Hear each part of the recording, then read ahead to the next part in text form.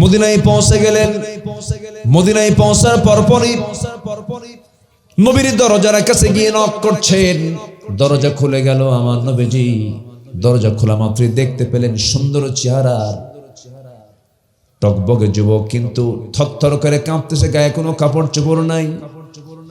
নবীজি তৎক্ষণাৎ ভিতরে চলে গেলেন।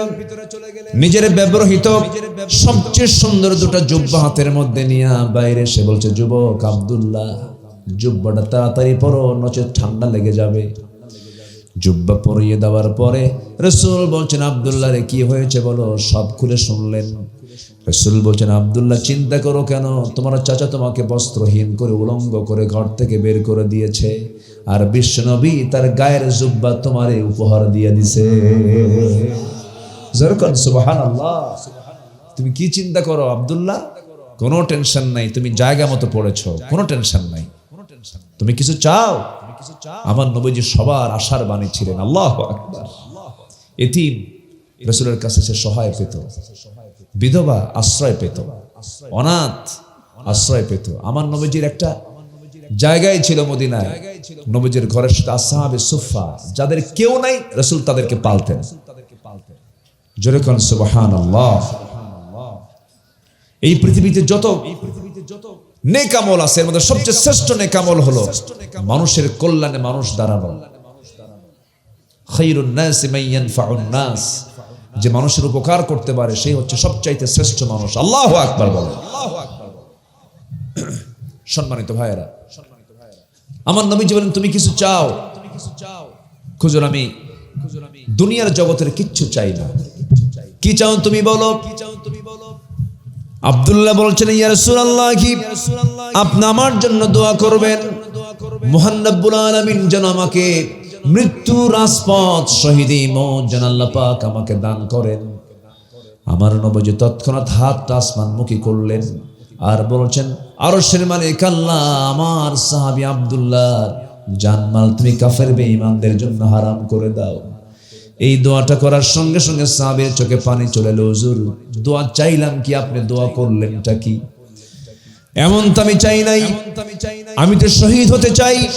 রাসূল বলছেন, আব্দুল্লাহ রে, তুমি শহীদ হতে চাও এমন তামান্না যদি তোমার হৃদয়ে লালন হয়ে থাকে, ওয়াইম্মা তাআলা ফিরাশিহি, তোমার মওত যদি বিছানায় হয়ে থাকে, মহান রব্বুল আলামিন তোমাকে শহীদের দরজা দিয়ে দিবেন।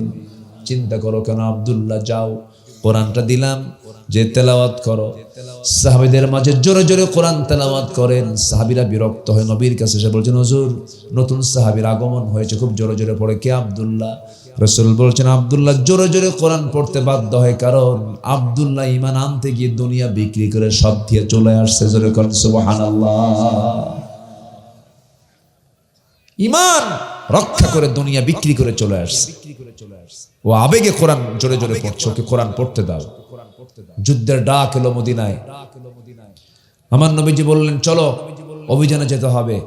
নবীজির 63 বছরের 23 বছরের নবুয়তের জিন্দেগীর 10 বছর মদিনার, এই 10 বছরের 86 যুদ্ধ তিনি পরিচালনা করেছেন। 86টা যুদ্ধ নেতৃত্ব দিয়েছেন। 27টি যুদ্ধের সরাসরি যুদ্ধ অবস্থান করে তারই একটা অংশ বের হয়েছেন মদিনার মসজিদ থেকে।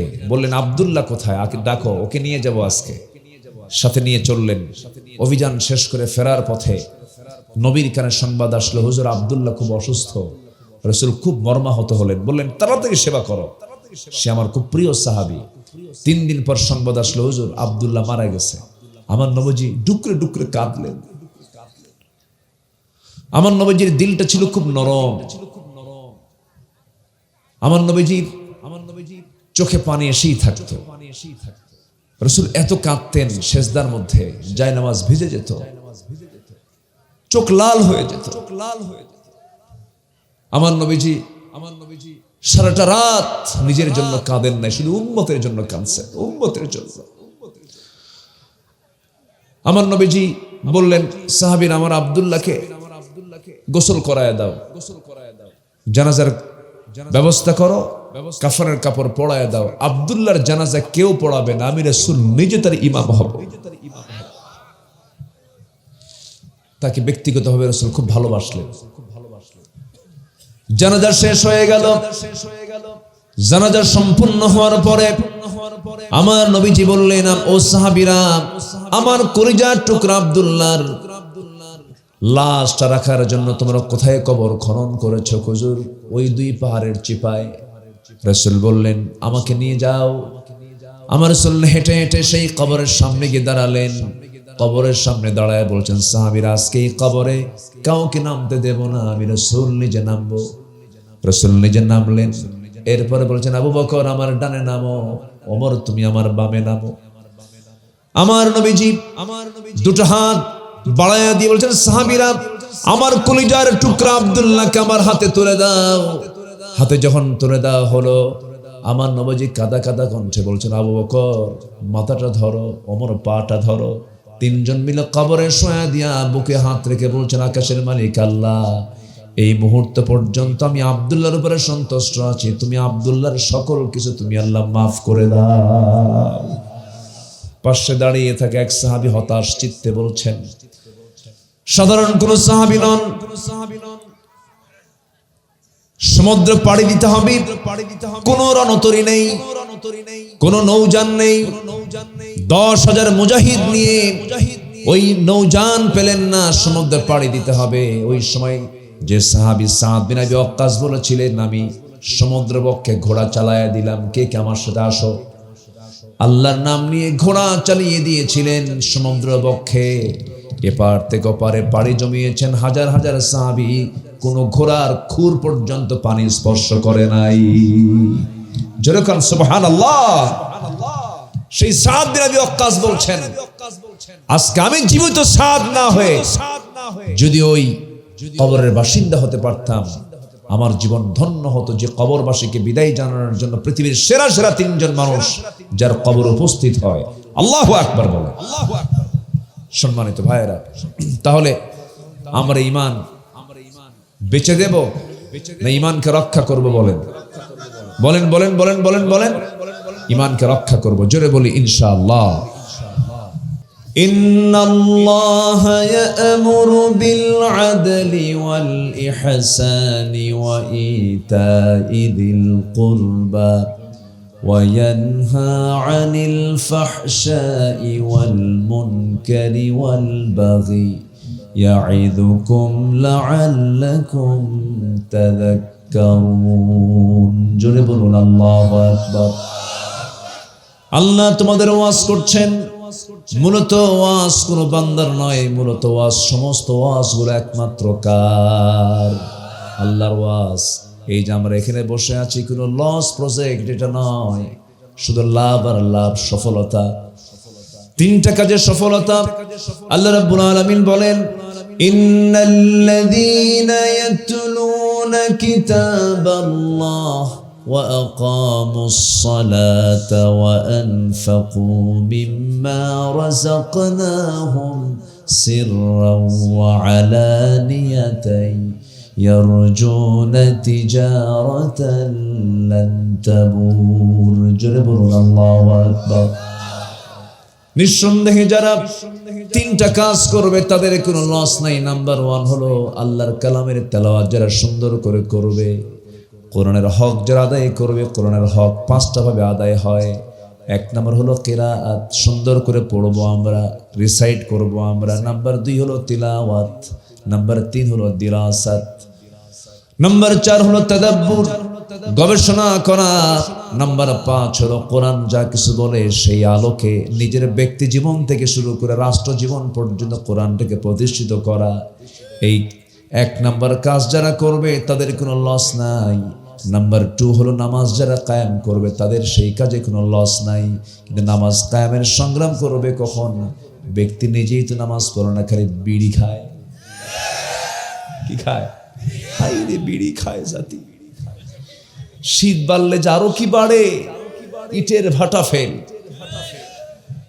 এক ধোঁয়া মুখ ভরে 3 তলায় পাঠায় দেয়। প্রতি টানে তৃপ্তি আনে, এত টানা টানে, এত নেশা।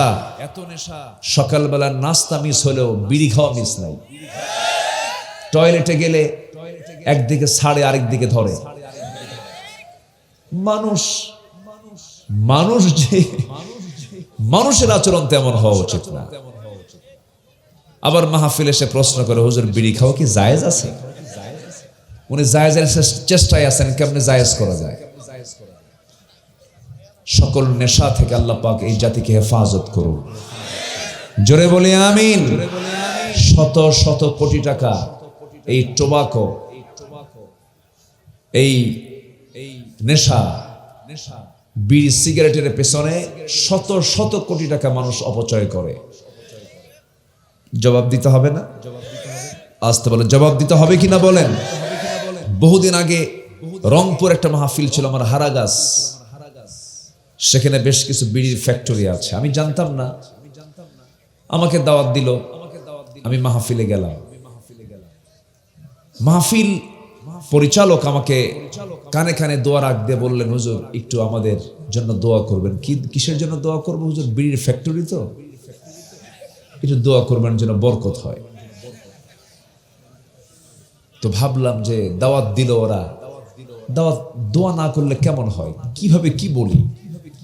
অনেক চিন্তা ফিকির করে শেষ পর্যন্ত বললাম, ভাইজান এক্সট্রিমলি সরি, আমি দোয়াটা করতে পারছি না। কেন? আমি তো বিড়ি খাই না। আমি যদি বিড়ি খেতাম তাহলে না হয় দোয়াটা করা যেত। আমি তো বিড়ির পক্ষে না, আমি দোয়াটা করতে পারবো না। আমার দেশে আবার বহু এরকম মানে বিভিন্ন মজমায় বসে, বিভিন্ন বাউল সম্রাটরা বসে না, ওরা শুধু বিড়ি খায় না, গাঁজাও খায়। গাঁজা নাকি বেহেশতের গাছ।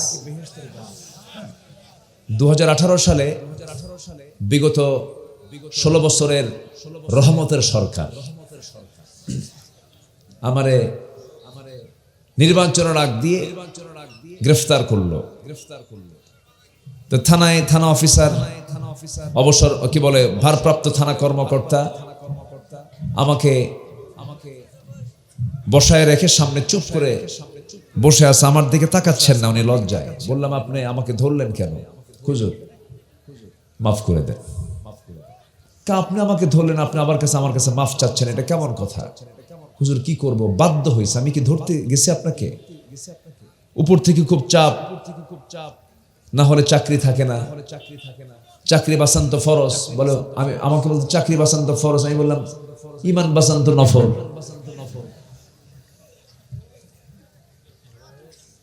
হাতে হ্যান্ডকাফ লাগায়া কোর্টে চালান দিয়ে দিল। কোর্টে চলে গেলাম। জজ আমার দিকে তাকায়া জিব্বাই কামড় মেরে বলে, এই হুজুরে ধরলো কারা? মামলার ধারার দিকে তাকায় দেখে যে এই মামলায় জামিন দিলে আমার চাকরি থাকবে না, জামিন অযোগ্য মামলা। কি অপরাধ করেছি আমরা দেখছেন, মানে জামিনই হবে না। প্রিজন ভ্যানে করে আমাকে হাজতখানায় পাঠালো। চলে গেলাম। ভাবছি জেলখানায় যাচ্ছি না, ভাবছি মাদ্রাসা ইউসুফিয়া যাচ্ছি। মাদ্রাসা ইউসুফিয়া মানে জেলখানাকে আমি মাদ্রাসা ইউসুফিয়া বলি। ঢুকলাম, ঢোকা মাত্রই এক মুরব্বী আমার দিকে তাকায় এত খুশি, সালাম দিয়ে বলে, হুজুর আপনি জেলখানায় ঢুকছেন? খুব খুশি হলাম। তো বললাম, জেলখানায় ঢুকলে কি খুশি হয়? এটা একটা কষ্টের জায়গা। কে বাবাজি, কত মাহফিল জীবনে শুনলাম আপনার, এত চেষ্টা করছি মুসাফা করার জন্য, পারি নাই। আল্লাহ আমার শখটা পূরণ করছে। কি সুন্দর সামনে ধরা দিলেন। দোয়া করি আপনি জেলখানায় থাকেন, বুঝলেন? আমি বললাম, চাচা ঠিক আছে, আমি না হয় আসলাম, ভালো কথা। তো আপনি এই বুড়া বয়সে কোন অকাম করে আসছেন? বলে, বাবা বোমা হামলা। 80 বছর বুড়া মানুষের নামে দিছে বোমা হামলার মামলা। বলেন তো 80 বছরের বুড়োর হাতে যদি বোমা তুলে দিয়ে বলা হয় অমুক জায়গায় বোমা মারতে হবে, উনি কি বোমা জায়গা মতো মারবে না মাথায় পড়বে? ফিটনেসই তো নাই। এগুলি করে ছড়া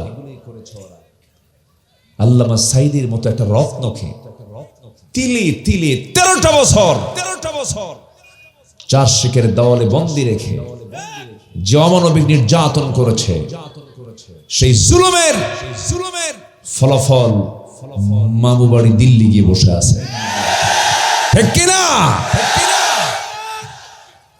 বসে আছে। থাকো, বসে থাকো। সম্মানিত ভাইয়েরা, 25 বছর আগের সেই ভবিষ্যৎবাণী দেখেন। জমিন তো ছোট না, জমিন তো অনেক বড়, অনেক নগরী ছিল। এই ভারত বাংলাদেশের চাইতে 22 গুণ বড়। কলকাতা ছিল, আসামের গুয়াহাটি ছিল, ত্রিপুরার আগরতলা ছিল, চেন্নাই ছিল, রাজস্থান ছিল, ইউপি ছিল, নেপাল ছিল, ভুটান ছিল, শ্রীলঙ্কা ছিল, মায়ানমারের ইয়াঙ্গুন ছিল, বোনের বাড়ি লন্ডন ছিল, বিয়ে বাড়ি আমেরিকা ছিল। কোথাও পড়ে নাই, সোজা গিয়ে পড়েছে মামু বাড়ি দিল্লি। 25 বছর আগের আল্লামা সাঈদীর কথাকে আল্লাহ পাক একদম কাটায় কাটায় মিলায় দিয়েছেন। সম্মানিত ভাইয়েরা, সম্মানিত বন্ধুগণ, যে প্রসঙ্গে গিয়েছিলাম, তো জেলখানায় থাকতে থাকতে সেখানে তো অনেক ভালো মানুষও থাকে, আবার কিছু দুষ্ট মানুষও তো সেখানে থাকে। তো আমি থাকতেই দেখি এক মুরব্বী নতুন করে জেলখানায় ঢুকলেন। সে মুরব্বীর মাথার চুল এবং দাড়ি মোষ সব লাল টকটকা, বুড়া মানুষ। মোষটা এত বড় এবং এত ঘন, এবং তার ফিট মানে ইটা হাইটটা মানে ইটা বলে মোষটা এত মোটা, মানে হাইব্রিড জাতের মোষ। হাইব্রিড, ওই যে ধানের মধ্যে হাইব্রিড জাত আছে না, লাল টকটকা, লাল শালু পড়া। বললাম, চাচা আপনি এই বুড়া বয়সে, শীতের ভিতরে ডিসেম্বর মাস, তখন আপনি জেলখানায় কেন? কি হয়েছে? কে বাবা, প্রশাসনের মাথা খারাপ। কেন? গাছের বিরুদ্ধে লাগছে। কিসের গাছ? বেহেশতের গাছ। কি? গাজা।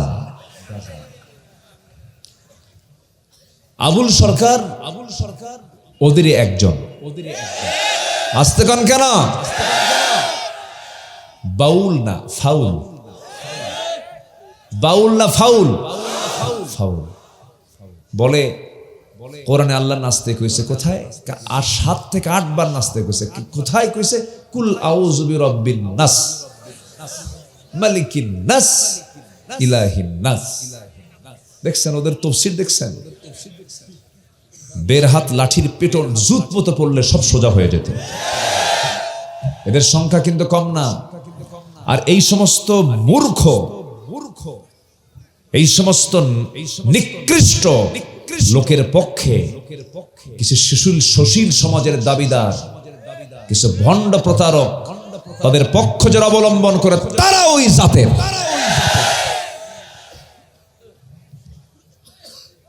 কোনো পর্দা নাই তো, ওদের মধ্যে কোনো পর্দা নাই। নারী পুরুষ এক জায়গায় হয়ে যায়। বলে মনের পর্দা বড় পর্দা, বাইরের পর্দা উঠা ওরে খাজা, দিল কর তাজা, ইসমে জালাল, গাজার কলকি খাওয়া হালাল। যেরকম নাউজুবিল্লাহ। এ আসে না নাই? আসে না নাই? বদমাইশ এগুলো। এগুলোকে সুযোগ পাইলে, বেশি বেয়াড়া হলে আম গাছের সাথে দড়ি দিয়ে বাইন্দা পিটাবে। আল্লাহর বিরুদ্ধে কথা বলবে যারা, জিহ্বা টেনে ছেড়া দরকার। রাসূলকে, আল্লাহকে যারা গালি দিবে, ফাকতুলুহু, তাদেরকে হত্যা করো। যেখানে পা হত্যা করে, এটা ইসলামের নির্দেশনা, এটা মারাত্মক অপরাধ। সামনে এমন একটা আইন আসুক, আল্লাহ রাসূলকে যারা গালি দিবে বিনা বিচারে হত্যা করা হবে। এমন আইন আসার দরকার আছে না নাই?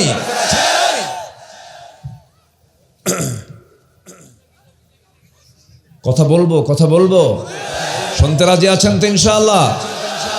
কি ভুলটা হয়েছে, আরো একটু 1 ঘন্টা আগে উঠলে কি সুন্দর হতো। সময় এত দ্রুত চলে যাচ্ছে, কোন দিক দিয়ে ধরি, কোন দিক দিয়ে শেষ করি, চিন্তায় শেষ করতে পারতেছি না। কোন আপত্তি নাই তো? নুরু ওয়াজ কিন্তু শুরু। আল্লাহ কবুল করুন, জোরে বলি আমিন। সম্মানিত ভাইয়েরা, তাহলে 3 কাজে লস নাই, 3 কাজে লস নাই। এই বসেন, এই যে বসেন, বসেন। খালি পজিশন খুঁজে, পজিশন খুঁজতে 10 মিনিট লাগে না, বসে পড়েন। অনেকে অসুস্থ হয়ে পড়েছে যে বাচ্চাটা কাশতেছে, ঠান্ডা, প্রচুর ঠান্ডা, ঠান্ডা গরমে অনেকে অসুস্থ হয়ে পড়েছে। আল্লাহ তুমি সবাইকে সুস্থ করে দাও, জোরে বলি আমিন। গতকাল পর্যন্ত আমার গলায় কোনো আওয়াজই ছিল না, এত ঠান্ডা লেগেছে। আজকে আপনাদের দোয়ায় একটু ভালো আছে, এত আস্তে আলহামদুলিল্লাহ। আরো যেন বেশি সুস্থ হয়ে যায়, জোরে বলি ইনশাআল্লাহ। তাহলে সফল হওয়ার জন্য একটা আয়াত বলেছি, 3টা শর্ত। সফল হতে হলে 3টা কাজ। 1 নাম্বার হলো আমরা কোরআন শুনবো, বেশি বেশি গান শুনবো।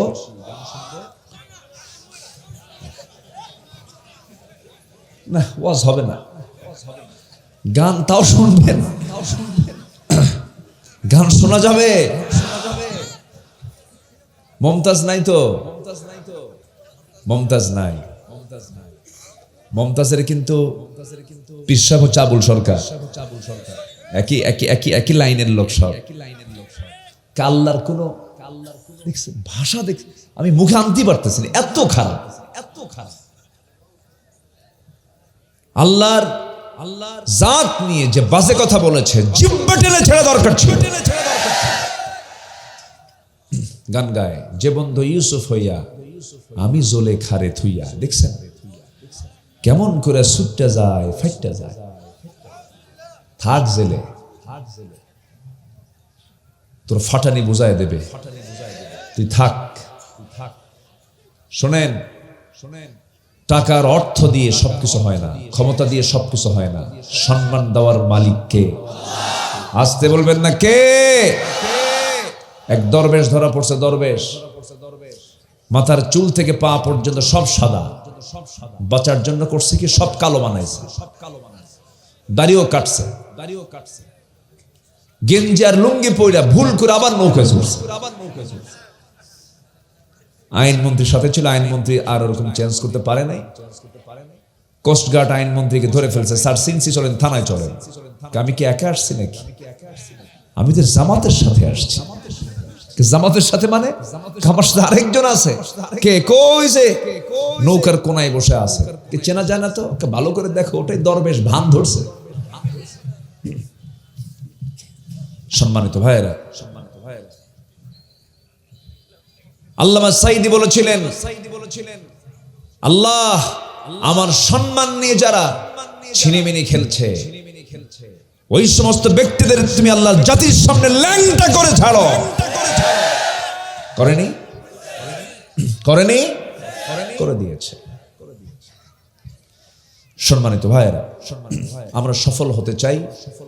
1 নাম্বার কাজ হলো আমরা কোরআনটা সুন্দর করে পড়বো। জোরে বলি ইনশাআল্লাহ। জাতিকে পরিকল্পিতভাবে কোরআন থেকে দূরে রাখা হয়েছে। এদেশে শিক্ষার হার ঊর্ধ্বমুখী, কিন্তু সুশিক্ষার হার নেই। কোরআন পড়তে পারে না।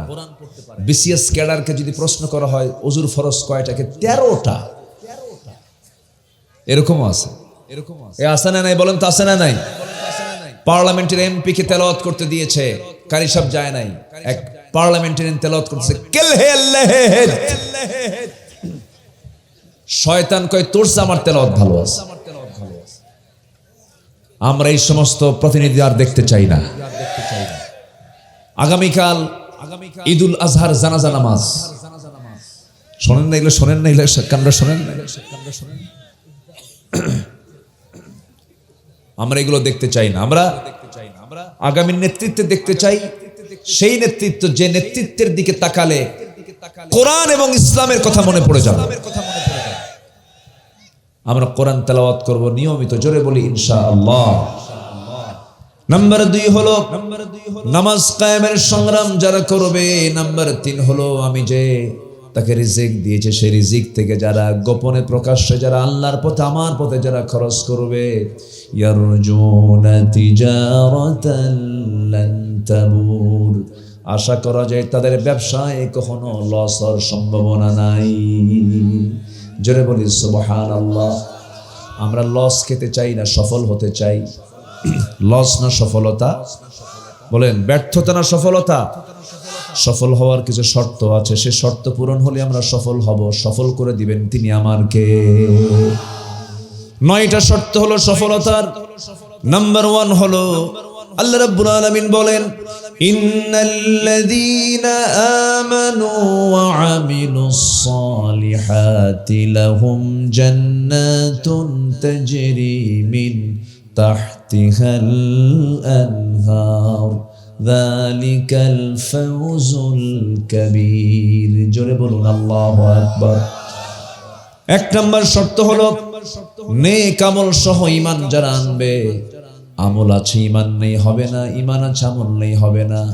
আমার দেশে কিন্তু বেনামাজি মুসলমান অনেক, বেনামাজি ঈমানদার অনেক, কিন্তু নামাজি ঈমানদার নাই। এখন বলুন তো আমার দেশে নামাজ বেশি না ঈমান বেশি? হ্যাঁ, কি বেশি? ঈমান বেশি, নামাজ নাই। খুঁজুন, নামাজ না থাক ঈমান তো আছে আমার। আছে না এরকম চাপা? আছে না এরকম চাপা? আছে না এরকম চাপা? খুব চাপা মারে। নামাজ নাই তো কি হয়েছে? সব শেষ করে ফেলবো একদম। মানে মাথায় টুপি আছে হুজুর, কিন্তু লুঙ্গি না থাক, সমস্যা কি? কোনটা আগে দরকার বলেন? বলেন কোনটা আগে দরকার? লুঙ্গি আগে। লুঙ্গি তো সতর্ক ফরজ, টুপি তো সুন্নাহ। নামাজ নাই অথচ ঈমান আছে তার। আমার বন্ধুগণ, আমলহীন ঈমানের কোনো মূল্য নাই। যেখানে ঈমানের কথা এসেছে সেখানে আমলের কথা এসেছে। আল্লাহ রাব্বুল আলামিন একই স্টাইল আরেক জায়গায় বলছেন, ইন্নাল্লাযীনা আমানু ওয়া আমিলুস সালিহাতি কানাত লাহুম জান্নাতুল ফিরদাউসি নুজুলা খালিদিনা ফিহা লা ইয়াবগুনা আনহা হিওয়ালা। জোরে বলুন আল্লাহু আকবার। আরেক জায়গায় বলছেন, উলাইকা হুম খায়রুল বারিয়া। ঈমান যারা আনবি এরাই হলো শ্রেষ্ঠ। ঈমান যারা আনবি, আমল যারা করবে তারাই হলো সৃষ্টির সেরা। এরা আমার বন্ধুগণ, বিল গেটস কোটি কোটি টাকার মালিক, সে কোটি কোটি টাকা সে সমাজ কল্যাণে ব্যয় করেছে। এত বড় দানবীরের খাতায় তার নাম থাকার পরেও আল্লাহর দরবারে তার কোনো নাম থাকবে না, কারণ তার মধ্যে কি নাই বলেন? ঈমানটা নাই। ঈমান হলো বড় পুঁজি। এই পুঁজি যদি কারো হেরে যায় সব চলে যাবে। এই জন্য ঈমানটাকে ধরে রাখবো আমরা যেমন করি হোক। আমার দেশে এমন ঈমানদার আছে 1 প্যাকেট বিড়ি পেলে পরে ঈমান বেচে দেয়। আছে না এরকম? আছে না? চোরে আপনি সমর্থন দিলেন, চোর চোর, আপনি জানেন যে ও চুরি করে, রাস্তার টাকা মারে, ঘুষ খায়, ডাকাতি করে, আপনি জানেন সে খারাপ মানুষ, এরপর আপনি তাকে সমর্থন দিয়ে তাকে চেয়ারে বসায় দিলেন। ও চুরি করবে, ওর চুরির যে একটা গুনার অংশ আপনার আমলনামায় কিয়ামত পর্যন্ত আপনি পাবেন। আলহামদুলিল্লাহ। আলহামদুলিল্লাহ কইছে দেখেন।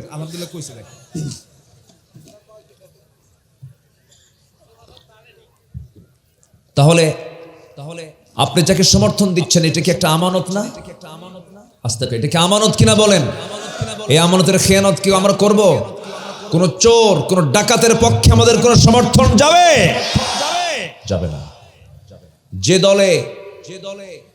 যে দলে নামাজ নাই, নামাজের কর্মসূচি নাই, যে দলের নেতা নামাজের কথা বলে না, যে দলে নামাজের কোনো এজেন্ডা নাই, সেই সমস্ত দল এবং নেতৃত্বের মুখে আমরা জুতা মারি, থুতু মারি। কিসের দল? যে দল আমাকে জাহান্নামে নিয়ে যাবে সেই দল করার দরকার আছে নাকি? খামাখা 2 দিনের দুনিয়া শুন থুয়ে চলে যাব চিরদিনের মতো, সেই চিরদিনের সে আখিরাত নষ্ট করার দরকার আছে নাকি আমাদের? আমরা আখিরাতকে ঠিক রাখবো, জোরে বলি ইনশাআল্লাহ। সম্মানিত ভাইয়েরা, কিন্তু সাহাবীদের ঈমান এমন ছিল না, জীবন দিয়ে দিয়েছেন, ঈমান কোনোদিন বিক্রি করেননি। জোরে কোন সুবহানাল্লাহ। একজন সাহাবীর কথা মনে হলো, বলি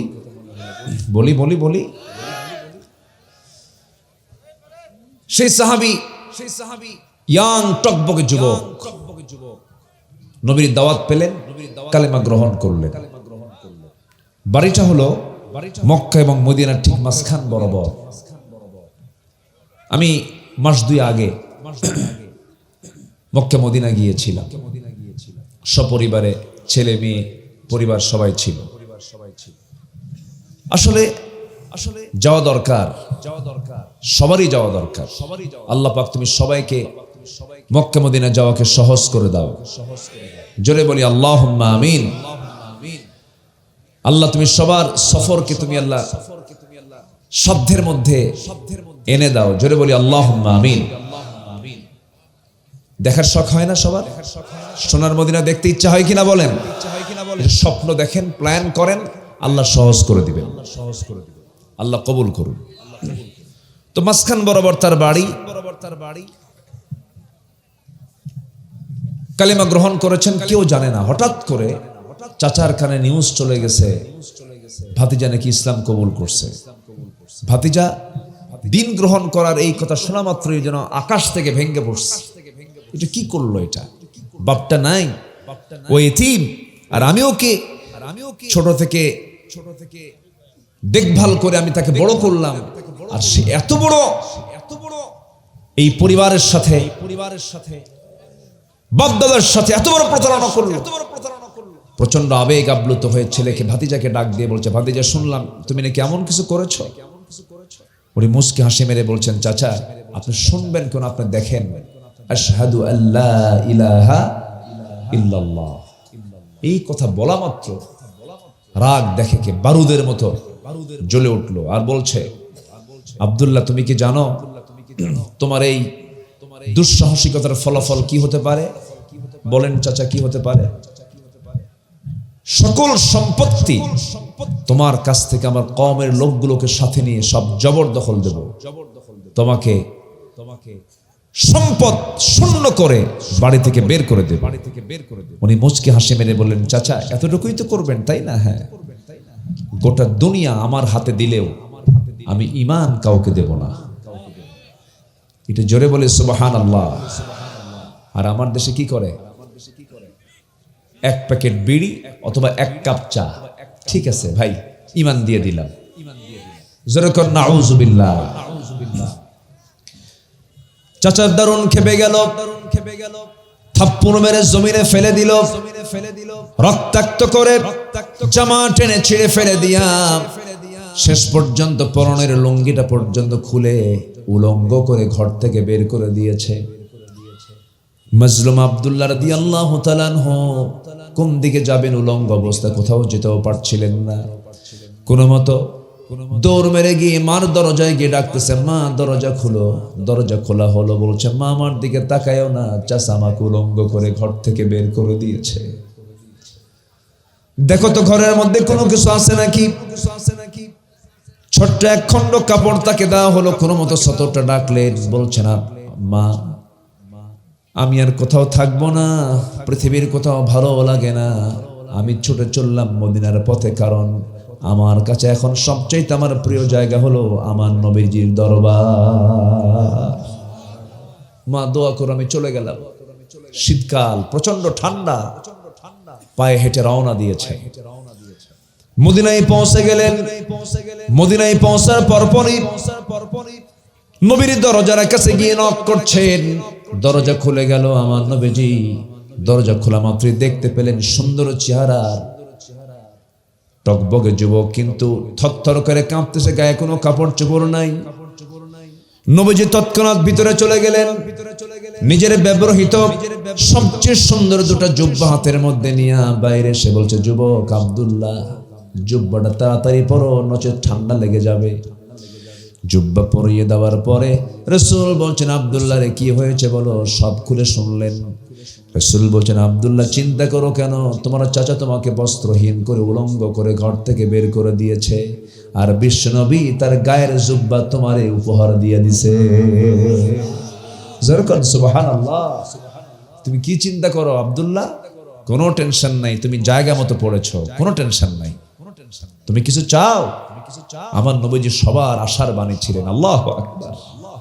এতিম রাসূলের কাছে সে সহায় পেত, বিধবা আশ্রয় পেত, অনাথ আশ্রয় পেত। আমার নবীজির একটা জায়গায় ছিল মদিনায়, নবীজির ঘরের সাথে আসহাবে সুফা, যাদের কেউ নাই রাসূল তাদেরকে পালতেন। জোরে কোন সুবহানাল্লাহ। এই পৃথিবীতে যত নেক আমল আছে এর মধ্যে সবচেয়ে শ্রেষ্ঠ নেক আমল হলো মানুষের কল্যাণে মানুষ দাঁড়ানো। খায়রুন নাসি মান ইয়ানফাউন নাস, যে মানুষের উপকার করতে পারে সেই হচ্ছে সবচাইতে শ্রেষ্ঠ মানুষ। আল্লাহু আকবার বলেন। সম্মানিত ভাইয়েরা, আমার নবীজি বলেন তুমি কিছু চাও, খুঁজুন আমি দুনিয়ার জগতের কিচ্ছু চাই না। কি চাও তুমি বলো। আব্দুল্লাহ বলছেন ইয়া রাসূলুল্লাহ, আপনি আমার জন্য দোয়া করবেন মহান রব্বুল আলামিন যেন আমাকে মৃত্যু রাজপথ শহীদি মওত যেন আল্লাহ পাক আমাকে দান করেন।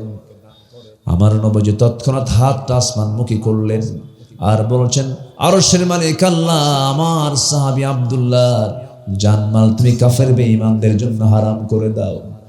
এই দোয়াটা করার সঙ্গে সঙ্গে সাহাবীর চোখে পানি চলে এলো। হুজুর দোয়া চাইলাম কি, আপনি দোয়া করলেনটা কি? এমন তো আমি চাই নাই, আমি তো শহীদ হতে চাই। রাসূল বলছেন আব্দুল্লাহ রে, তুমি শহীদ হতে চাও এমন তামান্না যদি তোমার হৃদয়ে লালন হয়ে থাকে, ওয়াইম্মা তাআলা ফিরাশিহি, তোমার মওত যদি বিছানায় হয়ে থাকে মহান রব্বুল আলামিন তোমাকে শহীদের দরজা দিয়ে দিবেন।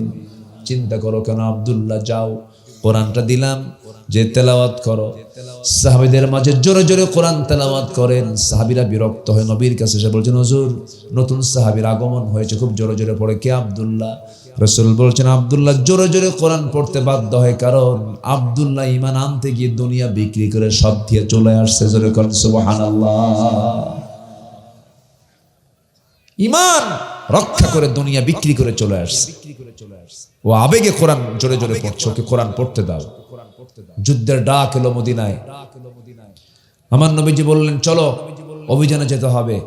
নবীজির 63 বছরের 23 বছরের নবুয়তের জিন্দেগীর 10 বছর মদিনার, এই 10 বছরের 86 যুদ্ধ তিনি পরিচালনা করেছেন। 86টা যুদ্ধ নেতৃত্ব দিয়েছেন। 27টি যুদ্ধের সরাসরি যুদ্ধ অবস্থান করে তারই একটা অংশ বের হয়েছেন মদিনার মসজিদ থেকে। বললেন আব্দুল্লাহ কোথায়, আকে ডাকো, ওকে নিয়ে যাব আজকে। সাথে নিয়ে চললেন। অভিযান শেষ করে ফেরার পথে নবীর কানে সংবাদ আসলো হুজুর আব্দুল্লাহ খুব অসুস্থ। রাসূল খুব মর্মাহত হলেন, বললেন তাড়াতাড়ি সেবা করো, সে আমার খুব প্রিয় সাহাবী। 3 দিন পর সংবাদ আসলো হুজুর আব্দুল্লাহ মারা গেছে। আমার নবীজি ডুকরে ডুকরে কাঁদলেন। আমার নবীজির দিলটা ছিল খুব নরম। আমার নবীজির চোখে পানি এসেই থাকতো। রাসূল এত কাঁদতেন, সেজদার মধ্যে জায়নামাজ ভিজে যেত, চোখ লাল হয়ে যেত। আমার নবীজি সারাটা রাত নিজের জন্য কাঁদেন নাই, শুধু উম্মতের জন্য কাঁদছেন, উম্মতের জন্য। আমার নবীজি বললেন সাহাবীরা আমার আব্দুল্লাহকে গোসল করায় দাও, জানাজার ব্যবস্থা করো, কাফনের কাপড় পরায় দাও। আব্দুল্লাহর জানাজা কেউ পড়াবে না, আমি রাসূল নিজে তার ইমাম হব। তাকে ব্যক্তিগতভাবে রাসূল খুব ভালোবাসলেন। জানাজা শেষ হয়ে গেল। জানাজা সম্পূর্ণ হওয়ার পরে আমার নবীজি বললেন ও সাহাবীরা, আমার কলিজার টুকরা আব্দুল্লাহর লাশটা রাখার জন্য তোমরা কোথায় কবর খনন করেছো? হুজুর ওই 2 পাহাড়ের চিপায়। রাসূল বললেন আমাকে নিয়ে যাও। আমার রাসূল হেঁটে হেঁটে সেই কবরের সামনে গিয়ে দাঁড়ালেন। কবরের সামনে দাঁড়ায় বলছেন সাহাবীরা আজকে এই কবরে কাউকে নামতে দেব না, আমি রাসূল নিজে নামবো। রাসূল নিজে নামলেন।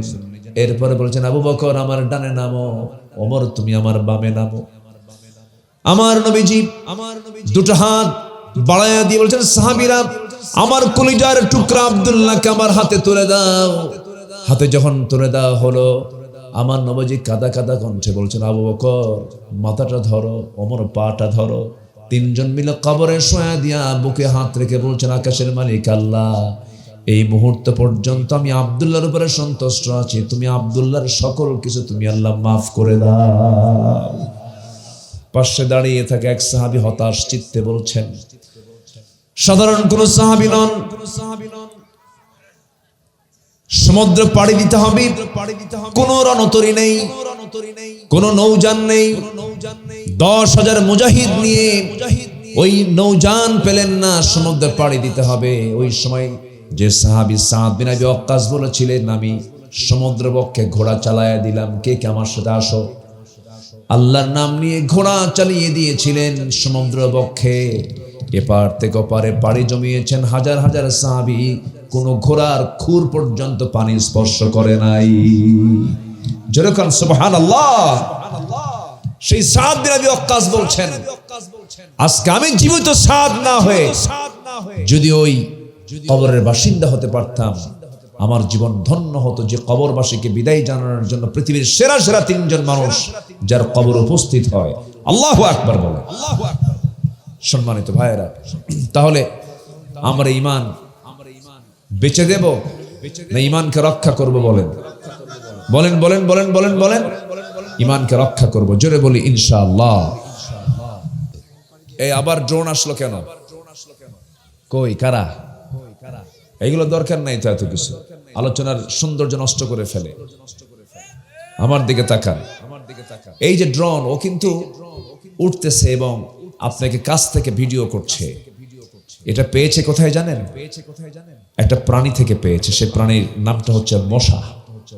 প্রাণীর নাম কি বলেন? মশা। মশাটা যদিও আমরা ভাবি ছোটখাটো জিনিস, এটা আবার কি এমন, এর উপকারিতা কি? কিন্তু আল্লাহ তাআলা ১৫০০ বছর আগে এই মশার উদাহরণ দিয়েছেন কোরআনে। আছে না নাই বলেন তো? আচ্ছা। কাফেররা বলল, মাযা আরাদাল্লাহু বিহাদা মাসালা, তোমার আল্লাহর কি দরকার ছিল এই মশার উদাহরণ কোরআনে দিতে হবে? কিন্তু দেখেন, মশার সৃষ্টি এবং অত্যাধুনিক প্রযুক্তি, এই যে প্রযুক্তিটা, মশার চোখ সাধারণ কোনো চোখ নয়, এটা অত্যন্ত জটিল গঠনের কম্পাউন্ড আই, যেখানে শতাধিক ক্ষুদ্র লেন্স একসঙ্গে কাজ করে। এই জন্য সে চতুর্দিকে একসঙ্গে দেখতেও পারে। আজকের আধুনিক বিজ্ঞান ঠিক একই টেকনোলজি ব্যবহার করেছে ডিফেন্স ড্রোন। এই যে দেখতেছেন না, ডিফেন্স ড্রোন, সেলফ ড্রাইভিং কার, রোবোটিক ভিশন সিস্টেমে প্রকৃতির এক ক্ষুদ্র সৃষ্টি হয়ে উঠেছে প্রযুক্তির বিশাল অগ্রগতির মূল অনুপ্রেরণা। অথচ এই মশা আজ থেকে ১৫০০ বছর আগে কোরআনে আল্লাহ পাক উদাহরণস্বরূপ বলে দিয়েছেন। যেরকম সুবহানাল্লাহ। আচ্ছা, এই মশা অন্ধকারে, দিনের আলোতে আপনি কি বলে রাতের লাইট আপনি দেখলেন গোটা ঘরে কোথাও মশা নাই, লাইট বন্ধ করাও সারা, শুধু বিছানায় আপনি পিঠটা রাখছেন, নাকের ডগায় কানের কাছে এসে সারেগামা পাধানিসা, তো এই যে ভনভন শুরু করলো, এ আপনাকে চিনলো কেমনে? বিজ্ঞান বলছে ৭৫ ফুট দূর থেকে টের পায় এখানে কোন শরীর মধ্যে শুয়ে আছে। সুবহানাল্লাহ বলবেন না? তাহলে ওর ঘ্রাণ শক্তি দেখেন, ঘ্রাণ শক্তিটা কত মারাত্মক, সে টের পায়। আচ্ছা, এরপরে আমার নাকের ডগায় এসে যে আওয়াজটা দিচ্ছে, ভনভন করছে, এটা কি ওর ভোকাল সাউন্ড? না, পাখার সাউন্ড। পাখা, এই যে পাখা উঠতেছে না, এই পাখাটা মৌমাছি কি বলে মশার পাখাটা এত দ্রুত ঘোরে, এত দ্রুত ঝাপটান মারে যে প্রতি সেকেন্ডে তার পরিমাণ হলো ৪০০ থেকে ৫০০ বার। কেউ তো সুবহানাল্লাহ বললেন না ভাই। আজ পর্যন্ত মশার গায়ে যে মেশিন আল্লাহ পাক সেট করেছেন, এমন দ্রুতগামী মেশিন আজ পর্যন্ত বিজ্ঞান কেউ সৃষ্টি করতে পারে। যে আল্লাহ পাক ছোট্ট একটা মশার মধ্যে এমন ডিভাইস আল্লাহ পাক দিয়ে রেখেছেন। জোরে বলি আল্লাহু আকবার। আমরা কি করছি? কিছুই করি নাই। কি বানাইছি আমরা? একটা নিডল, সিরিঞ্জ, মানুষ যে সিরিঞ্জ যে ঢুকায়, ওই যে রক্ত নেয় দেয়, এটাও একটা সিরিঞ্জের নাম আছে mosquito inspired syringe, painless micro needles. এটা কোনো পেইন হবে না। এটা আবিষ্কার হয়েছে এই মশার সুর থেকে, যেটা বসায় দেয়। ওটা কি কয়? সুর কয় না, না কি বলে এলাকায়? ওটা কি দেখা যায়? ছোট্ট, এত সূক্ষ্ম, এমন ভাবে বসায় আপনি টের পাবেন না। কেন টের পাবেন না? বিজ্ঞান বলছে প্রত্যেকটি মশার সুরের ভিতরে ৬টা ডিপার্টমেন্ট আছে, ৬টা অংশ আছে, ৬টা ভাগ। প্রথম দুই অংশ দিয়ে সে যখন আমার আপনার চামড়ায় যখন বসে, চামড়া আগে ফেড়ে ফেলে। আগে চামড়া কি করে? ফাড়ে। ফেড়ে ফেলার পর পরের দুই অংশ দিয়ে ব্লাড ভেসেল খুঁজে খুঁজে বের করে। পঞ্চম অংশ দিয়ে সে তার ভিতর থেকে কেমিক্যাল নিঃসরণ করে ওই চামড়ার চতুর্দিকে অ্যানেস্থেসিয়া করে, অজ্ঞান করে, যেন আপনি না টের পান। টের পাইলেই তো কি কথা কি বুঝতেছেন আপনি? পঞ্চম অংশ দিয়ে ওটাকে চতুর্দিকে কেমিক্যাল নিঃসরণ করে অ্যানেস্থেসিয়া করে, অজ্ঞান করে। এরপরে ষষ্ঠম অংশ দিয়ে ওই সুরের সূক্ষ্ম আস্তে করে ঢুকায় দেয়। শোনেন, এই রক্ত বের করা কি সহজ কাম? বিশাল ব্যাপার। কিন্তু রক্তটা বের করে সে নিয়ে চলে গেছে, আপনি টের পান নাই। 10 মিনিট, 20 মিনিট, 25 মিনিট পর কি ব্যাপার? ফুলে উঠছে। মানে ও যে কেমিক্যাল নিঃসরণ করেছিল, অ্যানেস্থেসিয়া যেটা দিয়েছিল, ওটার মেয়াদ শেষ। ওটার মেয়াদ কি? শেষ। সেন্সটা ফিরে আসছে ওই চামড়ার। তখন আপনি টের পেলেন যেখানে একটা ঘটাইছে মশা। সম্মানিত ভাইয়েরা, আল্লাহ বলছেন, ইন্নাল্লাহা লা ইস্তাহি আন ইয়াদরিবা মাসালান মা বাউদাতান ফামা ফাওকাহা। আল্লাহু আকবার বলেন। ড্রোনটা আসলো তো এইজন্য ওর একটু ওয়াজ দিয়ে দিলাম, যখন যেটা দরকার দিয়ে দিলাম। এই এই কি ধরেন তো, বসেন, জিকির করে লা ইলাহা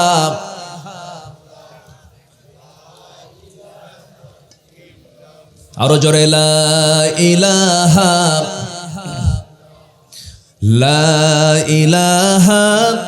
ইল্লাল্লাহু মুহাম্মাদুর রাসূলুল্লাহ সাল্লাল্লাহু আলাইহি ওয়াসাল্লাম। সফল হওয়ার জন্য 9টা শর্ত।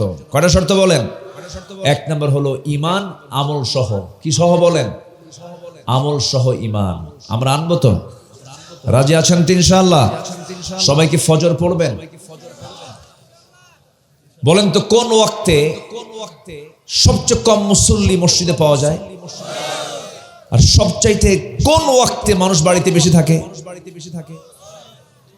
আওয়াজ নাই এখন, দেখেন আওয়াজ দিচ্ছে না। কোন ওয়াক্তে মানুষ সবচেয়ে বাড়িতে বেশি থাকে? তাহলে মুসল্লি সবচেয়ে বেশি হওয়ার কথা ছিল কোন ওয়াক্তে? অথচ সবচেয়ে কম মুসল্লি কোন ওয়াক্তে? তাহলে মানুষ তো যায়গুলো যায় কোথায়? থাকে কোথায়? লেপের তলে। হুজুর ওয়াজ মজা, পানি ঠান্ডা। পানি কি ঠান্ডা? এটা করা যাবে না।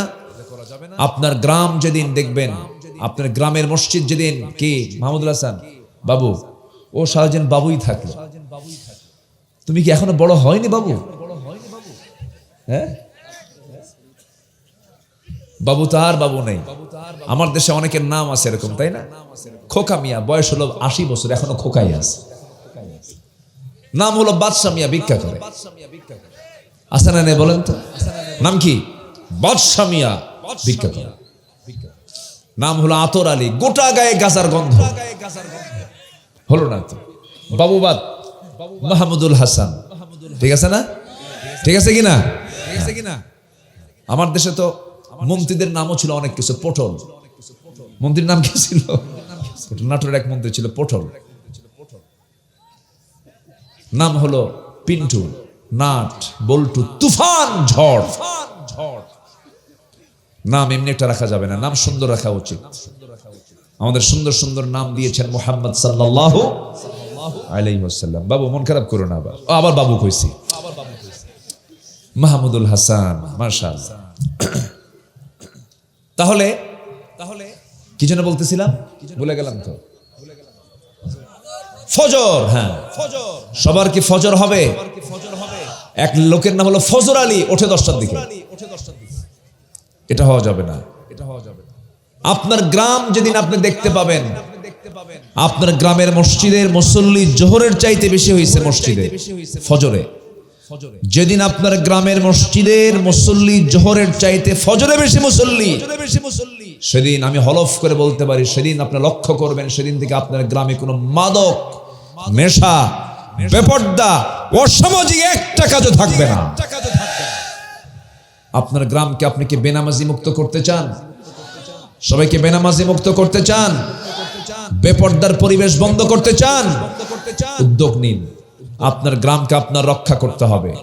যুবকরা টিম করবা, ফজর নামাজ বাস্তবায়ন কমিটি একটা 10 সদস্যের টিম করবা, টার্গেট ভিত্তিক দাওয়াতি কাজ করে মসজিদমুখী হৃদয় বানাও।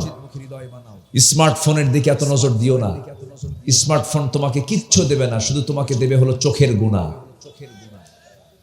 স্মার্টফোনের পিছনে মানুষ যে পরিমাণ সময় ব্যয় করে, তার একটা অংশ যদি সেজদায় কাটা দিতে বান্দা জান্নাত পেয়ে যেত। লাভ নাই। মেসেঞ্জার, ইমো, লাইন, ভাইভার, তারপরে হোয়াটসঅ্যাপ, আর কি আছে, ইনস্টাগ্রাম, কুড়িগ্রাম, এগুলো কোনো গ্রাম গ্রুম দিয়ে কাম হবে না বাবা। এগুলো বাদ দিয়ে দাও। কোনো গার্লফ্রেন্ড বানাবা না। দেখছেন গার্লফ্রেন্ড কি? দেখেন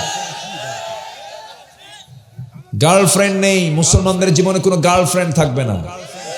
মুসলমানদের জীবনে গার্লফ্রেন্ড একটাই, সেটা হচ্ছে বৈধ স্ত্রী। নোংরামিতে যাবা না। নারীদের জন্য কোনো বয়ফ্রেন্ড নাই। এগুলোর মধ্যে কোনো মজা নাই বাবা। তুমি ওই গার্লফ্রেন্ডের জন্য যে চুরি ফিতা যা এগুলো সব লস প্রজেক্ট, জীবন শেষ। এগুলো বাদ দিয়ে দিবা। কাজ করো। তোমার কাজ আছে বহু। তোমার জীবনকে সুন্দর করে গড়ো। বিয়ে শাদী করো।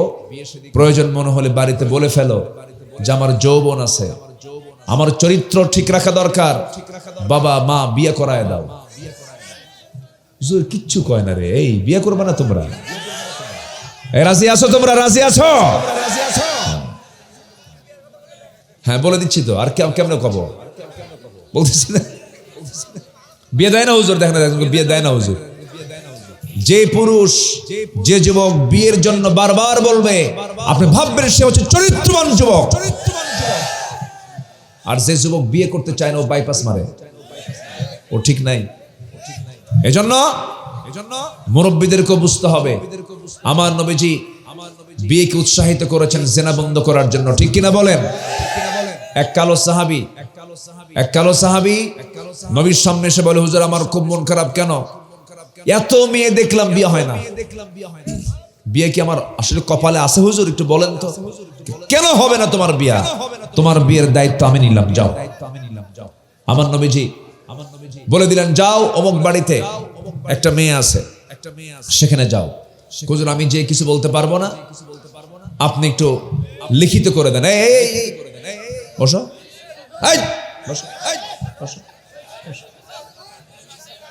বসো আব্বা, রাগ করো না, বসো। রাগ করছো? রাগ করা যাবে না। রাসূলকে বলেন, হুজুর আপনি, আমি বলতে পারবো, চিঠি লিখে দেন, দলিল করে দেন। আমার নবীজি চিঠি প্রস্তুত করে দিলেন। চলে গেছেন সেই কালো সাহাবী মেয়ের বাড়িতে। মেয়ের বাবার কাছে গিয়ে বলছে, এই মেয়ের বাপ ইবনে ওহাব, চিঠি পড়, তাড়াতাড়ি ব্যবস্থা কর। আল্লাহু আকবার বলবেন না? তারুণ্যের একটা উন্মাদনা আছে না নাই? আছে না নাই? সোমবারে রোজা রাখবা, বৃহস্পতিবারে রোজা রাখবা। রোজা রাখলে অনেক কিছু কন্ট্রোলে চলে আসে। কোনো খারাপ কিছু দেখবা না। তুমি যদি নোংরা কিছু দেখো, তোমার ফ্রন্টাল সেলগুলো সব মরে যাবে, মেমোরি হ্যাং হয়ে যাবে, অকালে বুড়া হয়ে যাবে। নোংরা দিকে তাকাবা না। তোমার তো একজন নারীর পেট থেকে তোমার জন্ম হয়েছে। মা যেদিকে সম্মান দিতে শিখবা, সব সময়ের জন্য আল্লাহকে সাক্ষী রেখে চলবা। আমি যা করছি আমাকে দেখছেন যিনি, তিনি কে? যুবকরা, চরিত্র সবচেয়ে বড় সম্পদ। হাসরের ময়দানে যখন ওজন করা হবে আমলনামাগুলো, সবচেয়ে বেশি ওজন হবে হলো সুন্দর চরিত্র। জোরে বলো সুবহানাল্লাহ। কি চরিত্র বলো? হুসনে খুলক। সুন্দর চরিত্র তোমার ওজন বেশি বাড়ায় দেবে। জান্নাতে যাওয়ার জন্য সবচেয়ে সহজ হবে। আমার নবীজি পাঠায় দিয়েছেন, চলে গেছেন। মেয়ের বাপকে বললেন। মেয়ের বাপ বলছে, তুমি তো কালো, আমার মেয়ে তো সুন্দর, দেখি আমার মেয়ে রাজি হয় কিনা। এই কথা আমার মেয়েটা শুনছে। মেয়েটা কান্দে। মা তুমি কান্দো কেন? বিয়ে দেবো না তো। কাব্বা তুমি ভুল বুঝছো, রাসূল যাকে নির্বাচিত করেছেন সে আমার স্বামী হবে। জোরে বলেন সুবহানাল্লাহ। কালো বানান কে? ধলা বানান কে? লম্বা করেন কে? খাটো করেন কে? দোষ কার? আল্লাহর দোষ। ফয়সালা কার? একটু বউটা কালো হয়েছে, খোঁটা দিবেন কেন?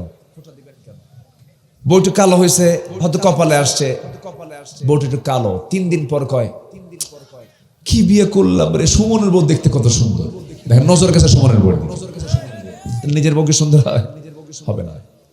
যা জুটবে এটাই আলহামদুলিল্লাহ বলেন। আলহামদুলিল্লাহ। কখনো মন খারাপ করা যাবে না। তো মেয়ে যখন রাজি হয়ে গেছে, মেয়ের বাপ দৌড় মেরে এসে বলছে, ইবনে সাদ আল আসওয়াদ, তোমার কপাল খুলে গেছে। কেন? আমার মেয়ে রাজি হয়ে গেছে, আমিও রাজি, যাও। খুশি দেখে কে? যুবক তো। নবীর কাছে এসে বলে, হুজুর সব কমপ্লিট, এবার বিয়ে মিস নাই, তাড়াতাড়ি আয়োজন করে দেন। রাসূল বলেন, টাকা আছে? হুজুর টাকা পয়সার দায়িত্ব তো আমারে দিলে হবে না। তো তুমি করবা বিয়ে, কে টাকা দেবে? হুজুর আপনি টাকার ব্যবস্থা করেন। রাসূল মুস্কি হাসি মেরে বলেন, ঠিক আছে আমি দেখছি। 2 ধনী সাহাবীর কাছ থেকে 400 দিরহাম নিয়ে বললেন, সাদ যাও বাজার করে আসো। বাজার করতে গেছেন, জিহাদের ডাক আসছে, বাজার থুইয়া জিহাদে গেছেন। ওই 400 দিরহাম যা পাইছিল ঘোড়ার তরবারি কিনে শেষ করছে। জোরে বলেন সুবহানাল্লাহ।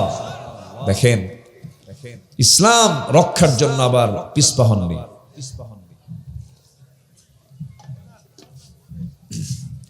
আমার বন্ধুগণ যুদ্ধে ঝাঁপিয়ে পড়লেন। যুদ্ধ করতে করতে এক পর্যায়ে সাদ দুনিয়া থেকে বিদায় নিলেন। আমার নবীর কাছে তথ্য চলে গেল, হুজুর সাদ তো দুনিয়া থেকে বিদায় নিয়েছে। আমার রাসূল বলছেন, কোন সাদ? যে সাদের বিয়ের কথা গতকালকে ছিল। রাসূল তার সামনে চলে গেলেন, তার চেহারার দিকে তাকান, হাসেন একবার, কাঁদেন একবার। বলা হলো, এমনটা করছেন কেন ইয়া রাসূলুল্লাহি? আমার রাসূল বলছেন, এটার কারণ হলো আমি সাদকে লক্ষ্য করে দেখতেছি, সাদকে জান্নাতের হুররা তাকে টানাটানি করে বেহেশতের দিকে নিয়ে যাচ্ছে। এই জন্য আমি হাসি আর কান্না করছি। এই জন্য সাদ এই জাগতিক জীবনে একজন নারীকে সে কাছে নিতে পারলো না, বিয়ে করতে পারলো না, এই জন্য আমি কান্দি। আমার নবীজি জানাজা পড়ায়া দিলেন এবং যে মহিলার সঙ্গে তার বিয়ের কথা ছিল সেই মহিলাকে ডেকে পাঠালেন। যুদ্ধের ময়দানে যে ঘোড়া কিনেছিলেন, যে তরবারি কিনেছিলেন, সেই ঘোড়ার তরবারিটা ওই মহিলার হাতে দিয়ে বলছেন, আজকে তার সঙ্গে বিয়ে হলে পরে তোমার সঙ্গে তার সংসার হয়ে যেত। অতএব সে তো দুনিয়াতে নাই, রেখে গেছে একটা ঘোড়া আর একটা তরবারি, তার পক্ষ থেকে আমি তোমারে হাদিয়া স্বরূপ দিয়ে দিলাম।